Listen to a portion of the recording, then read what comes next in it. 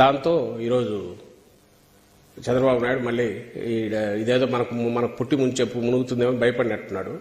అందుకని మాకు సంబంధం లేదు, మేమేం చేయలేదని ఒక పక్క అంట, పైగా డబ్బులు లేవు మీ దగ్గర అదేనట. ఎవడు చెప్పినా నీకు డబ్బులు లేవని? ఫైనాన్షియల్ ఇయర్ ఎండ్ అప్పుడు ఈ ఇయర్ ఎందుకు, లాస్ట్ ఇయర్ ఎప్పుడైనా సరే ఈ బ్యాంక్లోంచి క్యాష్ డ్రా చేయాలా? ఫస్ట్ హాలిడే, సెకండ్ యూనిట్ తీసుకుని కిందికి వెళ్తాయి, థర్డ్ మార్నింగ్ నుంచి ఇస్తారు. లాస్ట్ ఇయర్ అదే జరిగింది, ఎవరీ ఇయర్ అదే జరుగుతుంది. శాలరీస్ అంటే డైరెక్ట్ అకౌంట్లోకి వెళ్ళేటివి అవి వెళ్తాయి, కానీ గవర్నమెంట్ ఎంప్లాయీస్ వాళ్ళకి సంబంధించి ఇది క్యాష్ డ్రాయల్ ఉంది కాబట్టి లాస్ట్ ఇయర్ కూడా అట్లే జరిగింది.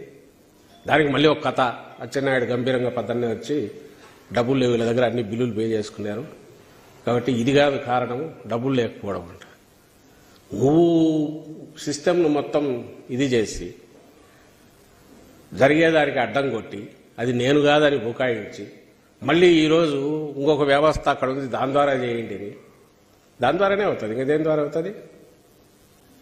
అది కూడా పెట్టింది జగన్మోహన్ రెడ్డి గారే, సెక్రటరీస్ కానీ మిగిలిన ఎవరు పెట్టింది జగన్మోహన్ రెడ్డి గారే, వాటి ద్వారానే అవుతుంది. అయితే ఒకటే ఏంటంటే వీళ్ళు ఎవరెవరైతే పెన్షన్ తీసుకోవాలనో వీళ్ళు ఆ ఆఫీస్ దగ్గరికి పోయి అక్కడ పోయి తెచ్చుకోవాలి. ఇంతకుముందు ఇంటి దగ్గరకు వచ్చేది, ఇంటి దగ్గరకు వచ్చి వాళ్ళని తలుపు తట్టి మరీ చేతిలో పెట్టేవాళ్ళు. ఇప్పుడు అక్కడికి వెళ్ళి చేయాల్సి వస్తుంది. అక్కడికి వెళ్ళి వీళ్ళు తీసుకోవడం మీద జరిగే డిలే కానీ, ఎందుకంటే 70 ఇళ్లకో 60 ఇళ్లకో ఉన్న ఒక వాలంటీరు చేయగలిగిన సర్వీసు అంత ఇదిగా, ఇంకా ఆల్రెడీ ఉద్యోగాలు డిఫరెంట్ బాధ్యతలు ఉన్న సెక్రటేరియట్ 10 మంది ఉన్న దగ్గర అది అంత ఫాస్ట్గా అంత కాదు, ఎందుకంటే అక్కడికి పోయి తెచ్చుకోవాలి. కానీ గమనించాల్సింది అందరూ ప్రజలందరూ అంటే ఇది పూర్తిగా చంద్రబాబు నాయుడు అనే వ్యక్తి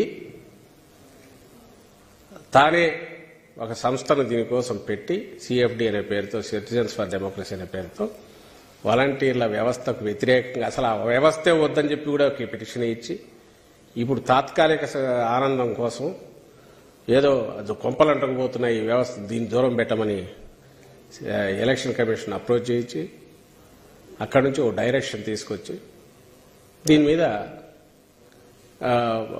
ఈ నెల రేపు నెల పెన్షన్లు టైంకు వాళ్ళ ఇంటి దగ్గరకు వచ్చే వాటిని అట్లా రాకుండా అడ్డం కొట్టాడనే విషయం రాష్ట్రంలోని ప్రతి ఒక్కరూ గమనించాలి. రేపు ఎన్నికల తర్వాత ఏ పొరపాటున జరగని ఆయన కూడా హోప్ పోయింది.